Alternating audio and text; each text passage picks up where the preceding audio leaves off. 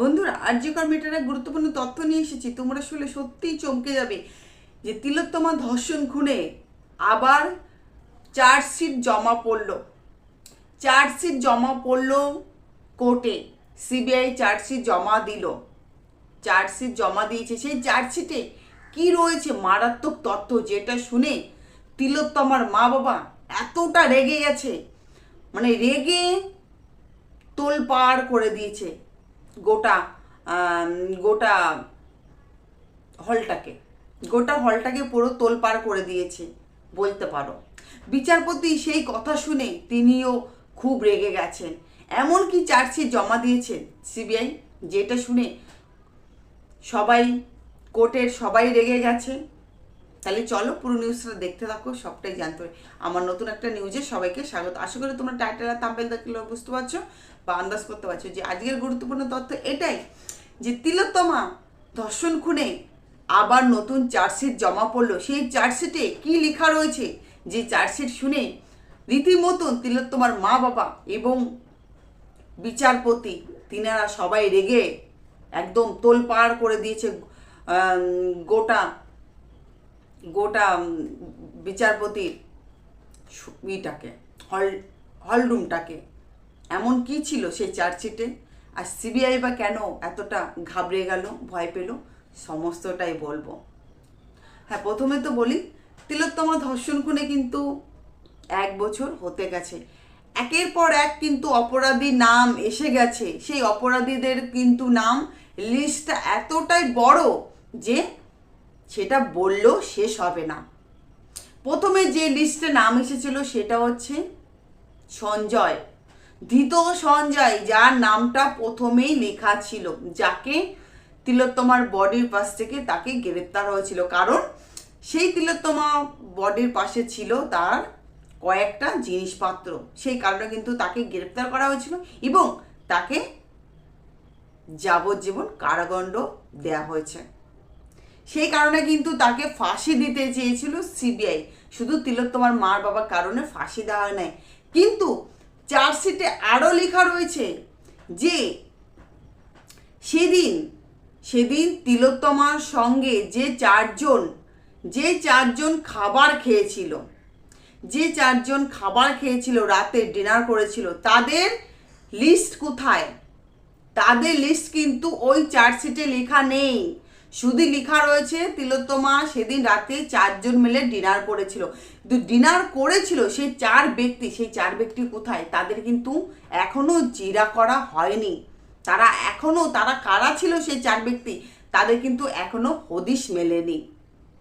এবং কি তিলোত্তমার বডিতে যে একটা লেডি ফিঙ্গার পাওয়া গেছিল, মানে একটা লেডিসের ফিঙ্গার ফ্রি পাওয়া গেছিলো, সেই লেডিসকেও কিন্তু এখনও সামনে আনা হয়নি। বলতে পারো একটা মহিলার স্পর্শ পাওয়া গেছিলো, তাকেও কিন্তু সামনে আনা হয়নি। শুধু আনা হয়েছিল ধৃত সঞ্জয়কে, সন্দীপ ঘোষ কিন্তু গ্রেপ্তার করা হয়েছিল। টালা থানা ওসি অভিজিৎ মণ্ডলকেও কিন্তু গ্রেপ্তার করা হয়েছিল। অভিজিৎ মণ্ডলকে কিন্তু জামিনে তিনি বাইরে আছেন, কিন্তু সন্দীপ ঘোষকে জামিনে বাইরে এই জন্য দেয়নি, তিনি রীতিমতন কিন্তু জেলের মধ্যে বসে প্ল্যান করছিল, মাস্টার মাইন্ড যেটাকে বলো, প্ল্যান করছিল তারা এখান থেকে পালিয়ে জামিন নিয়ে তিনারা কোথায় যাবে, চলে বিদেশে যাবে, সেই প্ল্যান করছিলেন। সেখানে কিছু ব্যক্তি সেই কথাগুলো কিন্তু শুনে নিয়েছিল, যার কারণে কিন্তু শুধু সন্দীপ ঘোষকে জামিন দেওয়া হয়নি, শুধু দিয়েছিল অভিজিৎ মণ্ডলকে। সেটা বিচারপতি জানে যে যদি সন্দীপ ঘোষকে যদি জামিন দেওয়া হয়, কারণ মেইন মাথা তো সে, তাহলে হয়তো আরও প্ল্যান করবে বা আরও প্রমাণ লোপাট করবে। সেই চার্জশিটে লেখা রয়েছে সঞ্জয়কে গ্রেপ্তার করা হয়েছে এবং সেই তিলোত্তমার বডি ওখানে পড়েছিল, সঞ্জয় স্পষ্ট করেছে, আর ধর্ষণ খুন শুধু সঞ্জয় করেছে, আর তাকে গ্রেপ্তার করেছিল কলকাতা পুলিশ। ব্যাস এইটুকু লেখা রয়েছে। কিন্তু এইগুলো শুনে তিলোত্তমার মা বাবা খুবই রেগে গেছেন। তিনারা রীতিমতন বলছে যে আগে যে স্ট্যাটাস রিপোর্ট দেওয়া ছিল সেইগুলোই রয়েছে, নতুন কোনো স্ট্যাটাস রিপোর্ট কেন দেওয়া হচ্ছে না? যারা এই ধর্ষণ খুনের সঙ্গে একের পর এক যে নাম এসেছিল, যারা ভিডিও ফুটেজ দেখিয়েছিল যে আমার মেয়ের বডি এই রুম থেকে ওই রুমে টেনে হেসড়ে নিয়ে যাওয়া হচ্ছে, মানে এই কথাগুলো এসেছিল, সেই স্ট্যাটাস রিপোর্ট কেন লেখা হয়নি? আমরা যে চার্জশিট তৈরি করেছিলাম, আমার মেয়ের যে লাল ডায়েরিতে আমার মেয়ে যে বড় বড় অক্ষর করে লিখে গেছিল, সেইগুলো দিয়ে আমরা চার্জশিট তৈরি করেছিলাম, সেই চার্জশিট আমরা সিবিআইয়ের কাছে জমা করেছিলাম। সেই চার্জশিটগুলো কেন সিবিআই জমা দেয়নি আদালতে? তিনারা খুবই রেগে গেছেন এবং বিচারপতিও রেগে গেছেন। তিনি বলছেন যে পুরোনো চার্জশিট কেন বারবার করে জমা দেওয়া হচ্ছে, নতুন কিছু কোথায়? নতুন কিছু কোথায়? তিলোত্তমার মা বাবা বলছে যে এখানে সিবিআই তো অপরাধীদের ঢেকে রাখছে, কারণ তিনারা তো অপরাধীদের আড়াল করছে, কারণ তারা পয়সা খেয়েছে, সেই জন্য অপরাধীদের আড়াল করতে চাইছে। তিনারা সব কিছু জানে, সেদিন কি ঘটনা ঘটেছিল সমস্তটা। 1 বছর হতে গেছে আমার মেয়ে খুন হয়েছে, এখনো আমার মেয়ের প্রমাণ তথ্য কিছুই জোগাড় করতে পারেনি সিবিআই। কি করছে?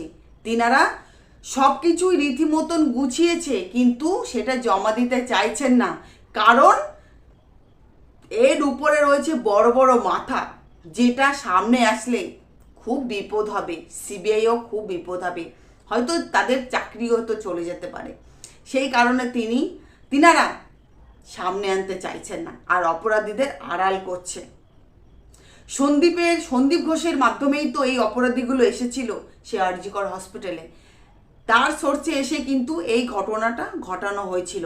কারণ তিলোত্তমা ধর্ষণ খুন হয়েছে শুধু সন্দীপ ঘোষের জন্য, কারণ সে যে দুর্নীতি, যে মাস্টার মাইন্ড, যে প্ল্যানগুলো করেছিল, সমস্তটা জেনে গেছিল তিলোত্তমা। সেই কারণে কিন্তু তিলোত্তমাকে প্ল্যান মতন করিয়ে কিন্তু কাজগুলো করা হয়েছে, তাকে পৃথিবীর থেকে জীবনের মতন তাকে সরিয়ে ফেললো। এই অপরাধীগুলো তাদের কঠোর থেকে কঠোর শাস্তি পাওয়ার যোগ্য, আর এদের সাহায্য করছে সিবিআই। এদের কেন আড়াল করছে, কেন সামনে আনতে চাইছেন না?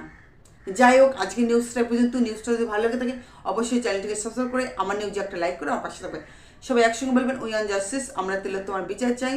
এই তথ্যগুলো আমি সংগ্রহ করেছি, যে তথ্যগুলো শুনেছি সেই তথ্যগুলোই তোমাদের সামনে তুলে ধরেছি। এর সত্যটা সত্যি আমি যাচাই করিনি।